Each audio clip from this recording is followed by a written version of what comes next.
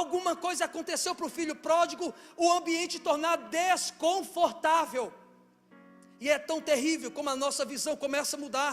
A gente começa a interpretar que o ambiente tornou desconfortável para nós. O que sempre foi confortável agora é desconfortável. E nós começamos a achar que o problema está no ambiente. O problema está na igreja, o problema está na pastora, o problema está no casamento, o problema está na casa dos meus pais. O ambiente que outrora era confortável, agora é desconfortável, e você sente a necessidade de sair fora. Observa, o ambiente não mudou, o que mudou foi a sua visão, a sua concepção. O rapaz que antigamente não era pródigo, agora era pródigo, era desequilibrado, porque dentro da casa do pai tinha limites, tinha equilíbrio. Para manter-se dentro de um propósito, para manter a aliança, tem que ser da maneira da aliança feita por Deus. Ou eu cumpro com a aliança com Deus, ou eu não cumpro. Não tem como querer usar a Bíblia para legislar em causa própria, viver parcialmente a Bíblia, não viver a Bíblia de maneira integral. Eu já vi muitos cristãos que interpretam a Bíblia muito errado. Primeiro você vai ver em algumas coisas que eu não sei se eu já falei aqui, mas vou falar. Existem pessoas que acham que Elias subiu numa carruagem de fogo. Elias nunca subiu numa carruagem de fogo, foi no redemoinho. Tem pessoas que falam que Paulo caiu do cavalo. Paulo nunca caiu do cavalo, não tem passagem bíblica nesse sentido. Tem pessoas que dizem que sem fé é impossível você receber o milagre. Não tem isso na Bíblia, que sem fé é impossível receber o milagre. Porque quando a pessoa faz menção desse texto, está se reportando a Hebreus capítulo 11, versículo 6, que diz assim, ó, sem fé é impossível agradar a Deus. Mas tem uma vírgula, continua lendo que você vai entender. Porque é necessário que aquele que se aproxima de Deus creia que Ele exista e que se torna galardoador daqueles que o buscam. O que o texto está dizendo é o seguinte: para que eu me relacione com Deus, primeiro eu tenho que crer que Ele existe, porque eu não vejo, mas Ele existe. Então eu tenho que crer que Ele existe e que eu me torno galardoador se eu buscar, se eu me relacionar com Ele. Eu preciso de fé para relacionar com Deus e não para o milagre. Compreende? É isso que o texto está dizendo. Não estou dizendo que para você receber o milagre você precisa de fé, mas eu estou dizendo que para você receber o milagre você não precisa de fé. Mas eu estou dizendo que a fé não é o único requisito para você receber o milagre. A fé não para Deus. Caso contrário, Deus nunca poderia curar um ateu, nem fazer um milagre na vida de um ateu. Afinal de contas, ele não crê em Deus. E o morto, Jesus não vai poder ressuscitar um morto. Afinal de contas, ele não tem vontade para expressar. Então a fé não impede de Deus fazer o milagre. Pode ser que você entrou aqui com o coração obstinado, dizendo não creio mais, estou desiludido da vida, mas isso não é fator determinante para impedir com que Deus mude a sua história, porque escrito está, operando Deus, quem impedirá? Eu estou dizendo, se Deus quiser fazer, com fé ou sem fé, Deus pode mudar a sua história hoje. Porque tem hora que a gente não crê mais. Uma coisa é você crer que Deus é poderoso, outra coisa é você crer que Deus é poderoso para fazer alguma coisa na sua vida. Não é que você não crê em Deus, eu creio, mas eu não creio que Deus faça na minha vida, eu não tenho fé para isso. E isso não limita Deus, isso não impede de Deus operar, isso não impede de Deus trabalhar. Então você observa que geralmente as pessoas têm alguns conceitos errados da Sagrada Escritura, e isso impede com que ele viva uma aliança perfeita dentro do reino de Deus.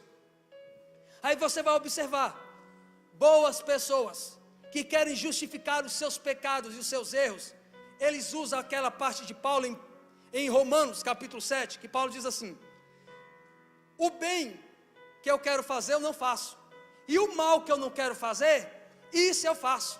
E ele conclui dizendo, miserável homem que sou, quem me livrará do corpo dessa morte? Quando Paulo fala isso, aí as pessoas falam, Cleiton, sabe por que eu pequei? Porque assim, se Paulo, que é Paulo, pecou, ele diz que o que ele queria fazer, ele não conseguia fazer, e o que ele não queria, ele conseguiria, ele fazia. Então se Paulo pecava, quem sou eu para não pecar? Paulo não está dizendo isso. O que Paulo está dizendo é que ele está raciocinando como homem, que não nasceu para a graça, que não conhece o reino, que não conhece a vida cristã, o bem que ele quer fazer, ele tem consciência pela lei, que ele não pode fazer, que tem que ser fiel à esposa, ele não consegue ser, por causa do pecado que domina ele. Então o bem que ele quer fazer, ele não consegue, o mal que ele não quer fazer, isso ele está fazendo. Você conhece alguém que não é cristão, ele luta contra a vontade, ele tenta se libertar, mas não consegue? Mas quando você conhece a Cristo Jesus, é o que Paulo diz, o pecado já não reina mais sobre a sua vida. Paulo, quando escreve isso, ele está justificando para que o crente não pense, quando ele disse aonde abundou o pecado, superabundou a graça de Deus, para a pessoa não pensar, então quando mais eu peco, mais tem graça, então vamos pecar. Não é isso que Paulo está dizendo.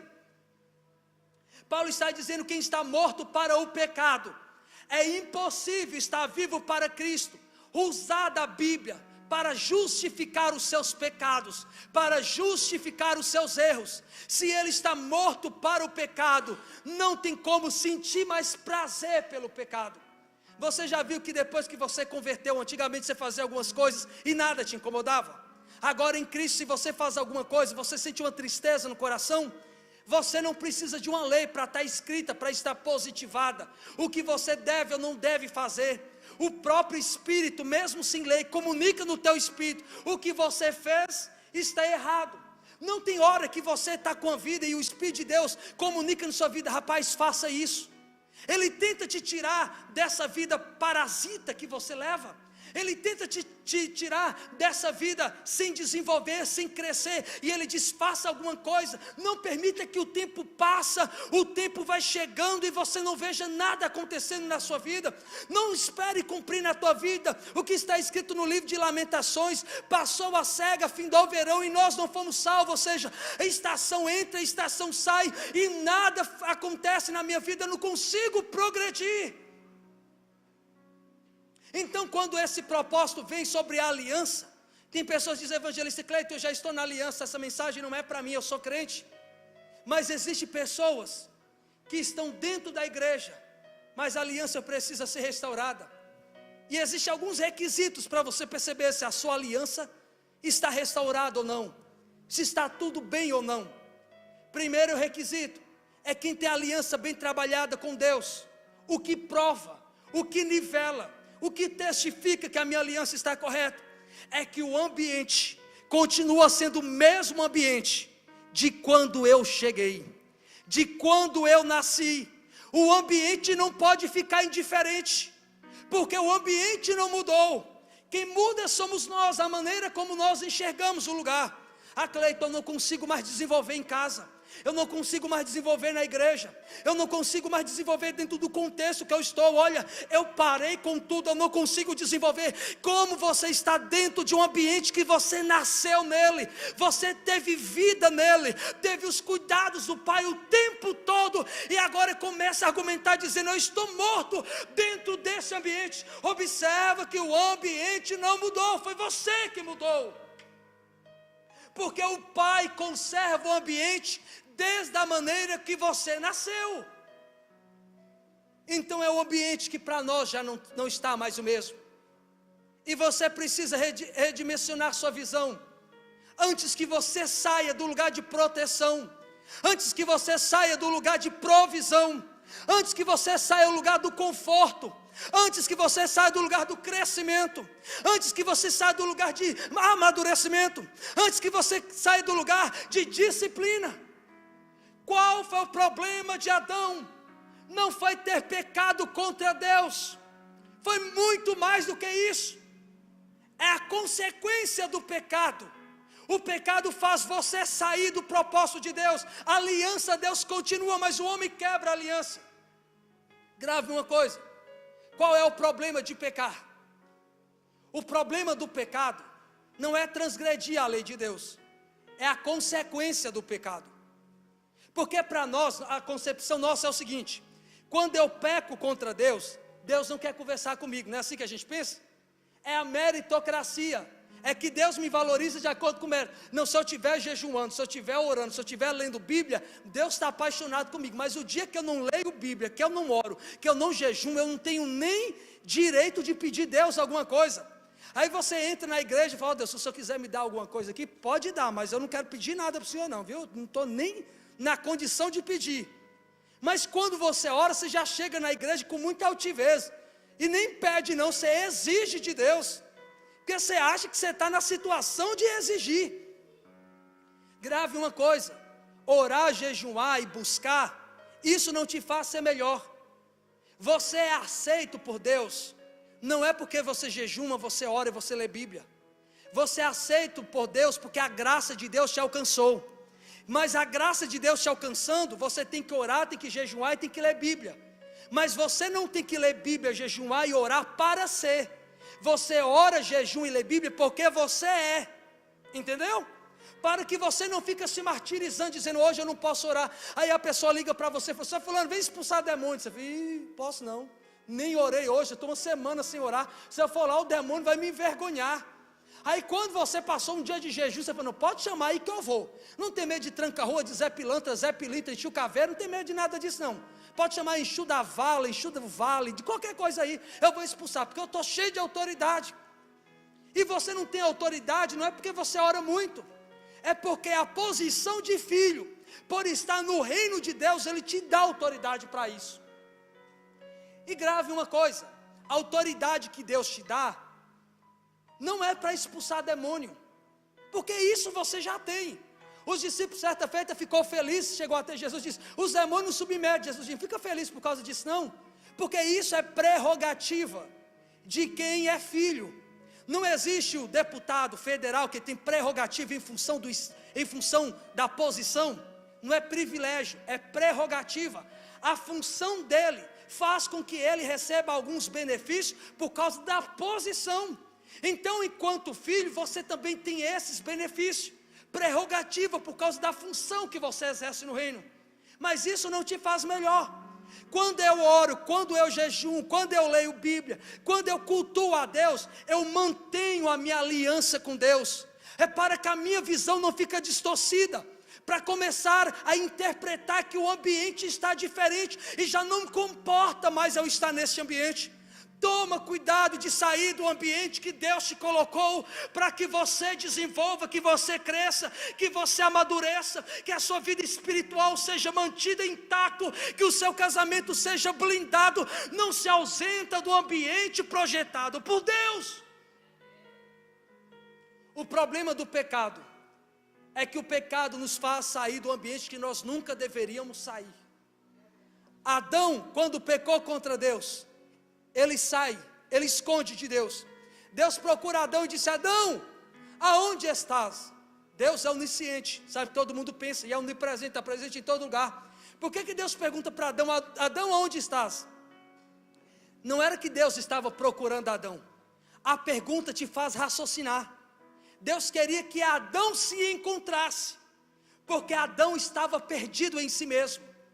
Deus sabia onde Adão estava. Tem hora que a gente precisa cair em si. Tem hora que a situação tem que nos fazer raciocinar. O filho pródigo só caiu em si, a posição que ele estava, quando ele raciocinou a circunstância. Até então ele estava totalmente sem consciência do que estava fazendo, porque o pecado nos tira a consciência. Mas alguma coisa aconteceu para que o ambiente tornasse desconfortável. Aí você percebe que Adão vai distanciando de Deus. Porque, irmãos, quando você peca, Deus não deixa de falar com você. Nós achamos que quando pecamos, Deus para de falar, e não para. E eu te provo isso. Quando você estava no mundo, Deus falava com você. Falava. Era que você não entendia a voz de Deus, mas Deus falava, criou várias circunstâncias. Porque nós tentamos conceber Deus da maneira como nós concebemos o próximo. Se você me maltrata, eu viro as costas, não quero nem papo com você. Por isso, quando mais de Deus você tem, mais você é voltado para a reconciliação.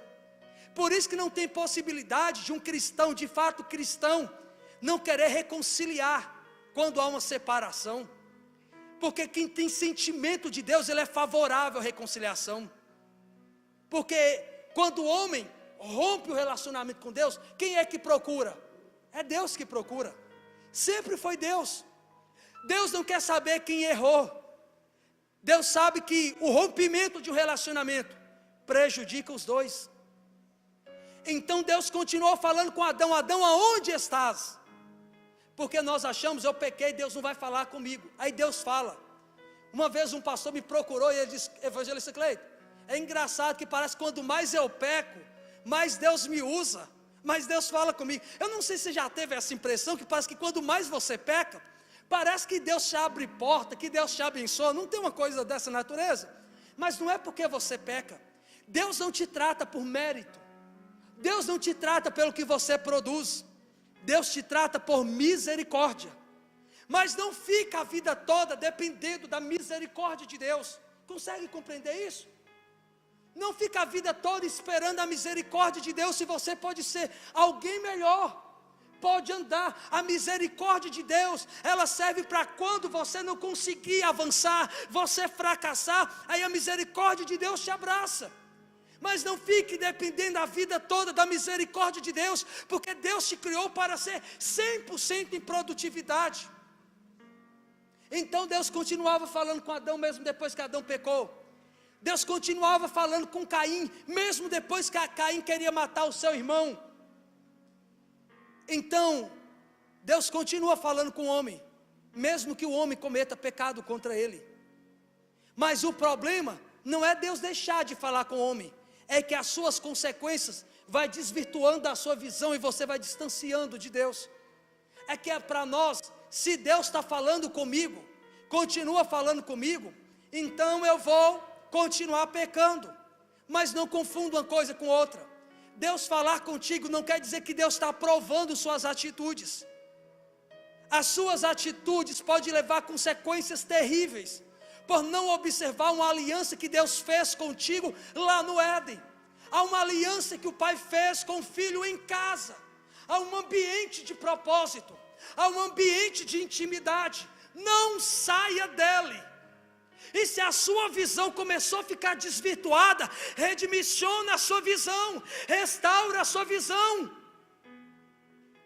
Aí você observa, quando mais você demora a voltar para o propósito que Deus te chamou, piores serão as consequências. Não sei se você já teve o desprazer de conhecer algum leproso. A lepra, o mal de Hanseníase, tem cura. Com o passar do tempo, tem tratamento, pode curar, mas a curto a longo prazo, deixa sequelas irreparáveis. Corre o risco de haver mutilação do corpo, como o câncer. No início dá para curar, dá para reverter a depender do caso, mas a depender do caso só um milagre. E não queira viver esperando milagre. Não é ter expectativa de milagre, mas milagre, irmão, é muito subjetivo. Porque a Bíblia não é para entender Deus. A Bíblia não explica Deus. A Bíblia é um livro de regra, fé e conduta cristã. Não é um manual para dizer como Deus opera. Nasci no lar cristão, já vi pastores, homens de Deus, morrer com câncer. Já vi em cruzada, Deus curar um camarada de câncer, esse camarada voltar para continuar no mundo porque não converteu, e morrer no mundo das drogas, de tiro, e não pelo câncer. Na minha concepção, parece ilógico. Por que Deus não cura um pastor que se dedica a Ele, mas cura uma pessoa que nunca vai converter a Ele? É ilógico querer raciocinar o campo do milagre. Aí a pessoa diz, não, é porque você não teve fé. Tem coisas que não dependem de fé. Ninguém consegue explicar o agir de Deus. Deus age de uma maneira que ninguém entende, irmãos.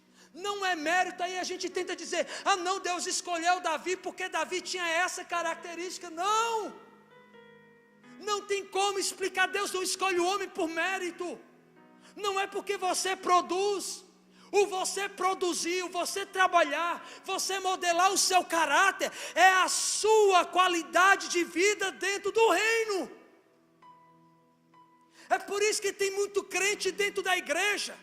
E para ele o pior momento da vida dele foi o dia que ele aceitou Jesus. Porque depois que ele aceitou Jesus, ele é um crente depressivo, fica pedindo Deus a morte, fica questionando a Deus todo dia o porquê da vida, não tem alegria em viver, porque no mundo tinha fugas, no evangelho não pode ter fuga. Mas você se recusa a amadurecer, recusa a submeter às diretrizes do ambiente que você fez aliança, para a sua visão continuar a mesma. Tem requisitos a cumprir dentro da casa. Se aquele rapaz quisesse continuar produzindo, continuar tendo proteção, sustento, presença de pai, intimidade com o pai, autoridade do pai, herança do pai, privilégio do pai, graça do pai, ele precisava se conservar no ambiente.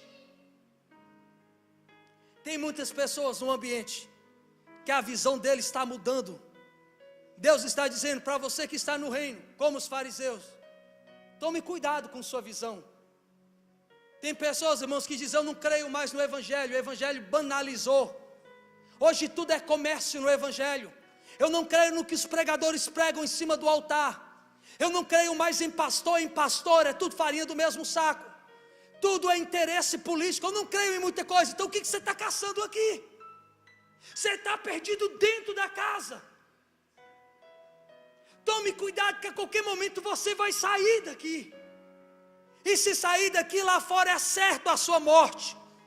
Eu não estou dizendo sair de um ambiente, eu estou dizendo sair de um propósito. É possível você sair da casa do seu pai, mas nunca perder o propósito da casa do seu pai. Casa do pai tem equilíbrio. Casa do pai tem equilíbrio. Coisa que só se aprende dentro da igreja, dentro da casa do pai, dentro do reino, aonde Deus fez uma aliança de vida com você. Equilíbrio. Eu finalizo aqui. É o segredo da vida. Equilíbrio. Quando o Senhor diz: eis que vos dou poder, aos discípulos, ficai em Jerusalém, até que do alto sejais revestido de poder. Tem crente que acha que o poder que Deus deu para os discípulos é para expulsar demônio. Não foi para isso. Eles expulsavam demônio antes de Pentecoste. Já viu isso na Bíblia? O poder que Deus te dá é para que você se domine. Domine os seus impulsos. Domine os seus desejos. Domine as suas vontades. Ou você domine a sua vontade, ou o ambiente vai ficar desconfortável para você, mais cedo ou mais tarde. E você vai começar a justificar a sua saída do propósito, rompendo com a aliança, culpando pastores, culpando líderes, culpando o ambiente, por causa da sua visão distorcida. Para de justificar os seus fracassos, as suas negligências, as suas improdutividades dentro do reino. Mude a sua visão. Não quer dizer que você veio de um ambiente totalmente difícil de produzir, que isso vai impedir sua produtividade. Grave uma coisa: se você veio de uma família muito pobre, que não te deu oportunidade de estudo, isso não quer dizer que você não pode estudar. Vai ser mais difícil. Mas quando você conquistar, você vai ter uma visão de mundo que alguém que veio num berço de ouro nunca teve.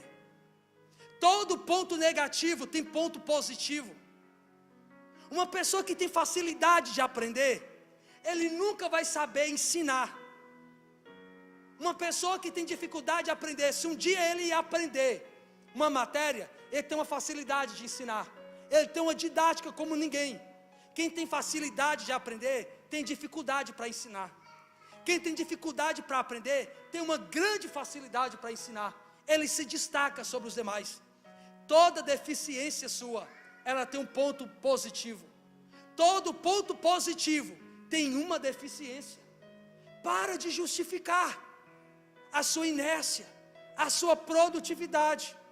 Deus quer refazer essa aliança contigo. dominar sobre os seus sentimentos, dominar sobre as suas vontades. De um tempo para cá, eu tenho procurado muito mais ensinar, porque o ensino muda a mentalidade das pessoas. Pregação mexe muito com a emoção, mas às vezes a pessoa não tem consciência que precisa mudar. Se não mudar a mentalidade, não adianta, sua vida vai continuar a mesma coisa. E tome cuidado, para você não ser como o filho que ficou em casa, pela meritocracia, ficava mendigando o que era dele por herança.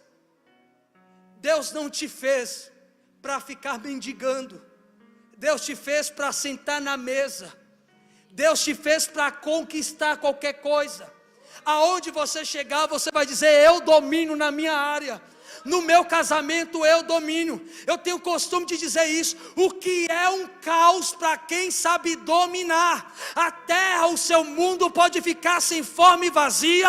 O diabo pode utilizar os seus agentes para deixar o seu mundo, o seu projeto sem forma e vazia. Mas quem domina sabe construir novamente, sabe restaurar novamente. O diabo pode vir destruir sua vida emocional. Você não tem medo de perder, porque você tem o domínio das coisas. Se perdeu, você já entende. Isso é uma oportunidade de um novo tempo, de uma nova história. Você sabe dominar sobre o caos, mas aqueles que não têm domínio, estou acabado, morri, ó céus, não existo mais. Visão toda distorcida da vida. Eu perdi meu esposo, não sou mais feliz. Perdi minha esposa, não sou mais feliz. Felicidade é um sentimento pessoal. Você não precisa ter um carro, um bom emprego para ser feliz. Isso é apenas que agrega para te ter uma qualidade de vida. Mas a felicidade com casa, com dinheiro, sem esposa, você já é feliz. É estar dentro do reino e saber que você terá perdas na vida. É impossível, é utópico dizer que o homem não tem perda. Passamos por perda continuamente. Sofrimento é inevitável, viver sofrendo é opcional. Ninguém vence na vida se não for através de vários fracassos. Mas o que determina o estado fracassado é se você para no caminho. É isso que determina. Ninguém que chega ao sucesso, ele chega ao sucesso sem antes ter conhecido o caminho do fracasso. Porque quando ele chegar no sucesso, alguém tentar derrubar ele, diz: por esse fracasso aí eu já passei. Desânimo, já passei.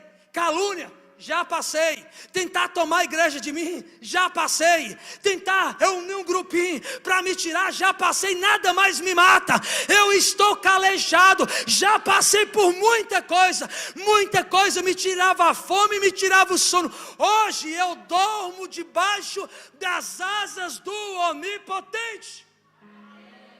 Foi o tempo quando eu perdi a amizade, eu ficava triste. Se foi porque não era de Deus, porque o que é de Deus vem para ficar. O que é de Deus, ainda que você não queira errar e acabe errando, ele não sai da sua vida.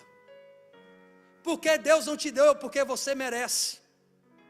Deus te deu pela graça dele. Ele sabe que aquilo é importante para que você viva uma vida de excelência. Lembra Ló? Ló não fez nada para perder o relacionamento com Abraão, e perdeu. Abraão por 2 vezes negociou sua esposa, e Deus conservou. Isso, irmão, é quem tem visão no reino, equilíbrio. Você precisa cultivar isso. A aliança, se não cultivar, ela quebra, ela rompe. O principal objetivo da aliança de Deus é que você tenha uma vida de equilíbrio. Se eu tiver uma vida de equilíbrio, eu vou ter uma vida de qualidade. Está escrito: eu vim para que tenha vida, e vida em abundância.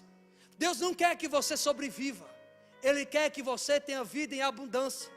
Se você tiver no coração dizer: Deus, eu quero fazer isso, vou lutar por isso, Deus disse: meu filho, eu movo céus e terra para quem se dispõe a fazer alguma coisa. Eu crio situação para você. Irmão, não pensa que Deus vai fazer alguma coisa por você. O máximo que Deus pode fazer por você é influenciar você. O máximo que o diabo pode fazer é influenciar. Só quem determina a sua história é você, nem Deus determina. Porque escrito está: a vontade de Deus é que toda alma seja salva. Essa é a vontade de Deus. Mas Ele não pode determinar, porque Ele é justo. E sendo justo, Ele tem que respeitar o livre-arbítrio. Porque Ele não quer que alguém ande com Ele por obrigação. Ele quer que alguém ande com Ele por entender o verdadeiro propósito em andar com Deus. Compreendeu? Esse é o objetivo de Deus. É que você compreenda isso e encontre esse equilíbrio. O máximo que Deus pode fazer é te influenciar. O máximo que esse ambiente, esse culto, essa campanha pode fazer é te influenciar. Mas só você que vai determinar a sua história. Deus move céus e terra se você estiver disposto a agir. Se você não estiver disposto a agir, Deus não faz nada por você. Deus não faz nada por você se você não quiser. Deus respeita o seu livre-arbítrio. O pai diz: o filho, pai, me dá herança. Ele diz: filho, você quer? Toma sua herança. O filho pegou e saiu. O pai não insistiu para ele ficar. A aliança não é uma obrigação de você conservar, é uma questão de consciência. Eu não sou crente porque tenho medo de ir para o inferno, porque eu prego, porque eu tenho um curso de teologia, porque dou aula de teologia. E se eu... Aí eu virei para ela e falei assim: você nunca bebeu? A mente, isso é psicologia. Sua mente só tem capacidade de reproduzir experiência já vivida. Se você já teve... Eu nunca sonhei eu bebendo. Eu não sei o que é um gosto de cerveja. Não consigo conceber. Não dá para conceber. O máximo é vendo, mas bebendo eu não sei o que é gosto. Minha mente não tem isso catalogado, guardado. Não tem. Aí eu olhei para ele e falei assim: amigo, você vai mentir para o diabo, porque você já bebeu sim. Aí depois, com conversa vai, eu falei dessa questão da psicologia. Aí ele diz: ó, Cleito, para ser sincero, assim, eu bebi, mas foi pouco tempo, assim, eu não era um cachaceiro. Foi um pouco tempo, assim, mas não era muito assim. Então tem coisas que dá para perceber, né? Tem coisas que dá para perceber. Então estou dizendo para você, o pior é porque as pessoas dizem: ó, não peque. Mas quando você entende o que é pecado, irmãos, você sabe o porquê que eu tenho que criar manutenção da minha vida espiritual, jejuando, congregando, lendo Bíblia, para manter minha aliança com Deus, para que a minha visão, esse ambiente não torne um lugar desconfortável, como o Éden tornou um lugar desconfortável para Adão, como a casa tornou um lugar desconfortável para aquele filho. Tome cuidado com sua visão, mantenha a aliança com Deus, faça uma retrospectiva e mude o que Deus for falar ao seu coração aqui.